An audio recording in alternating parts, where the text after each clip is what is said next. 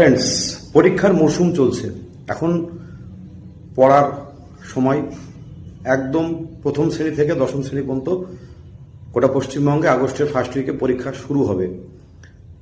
তো time management গুরুত্বপূর্ণ না, গুরুত্বপূর্ণ হচ্ছে focus management, the power of deep work. পেছনে একটা বই আছে ডিপ ওয়ার্কের, কার্ল নোপোয়ার্টের। তো যেটা ডিপ ওয়ার্ক করতে গেলে বা 100% ফোকাস নিয়ে পড়তে গেলে সব থেকে এটা ভালো টেকনিক, যেটা বহুল প্রচলিত টেকনিক, তার নাম হচ্ছে পোমোডোরো টেকনিক।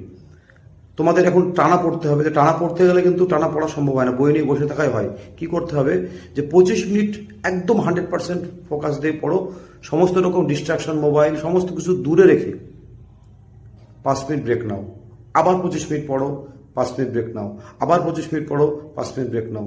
এরকম 4টে 25 মিনিট পড়ো, 5 মিনিট করে ব্রেক নাও। তারপরে যখন 4টে 25 যখন হয়ে গেল, তখন একটা লম্বা ব্রেক নাও, দিয়ে আবার সেকেন্ড পোমোডোরো টেকনিক শুরু করো।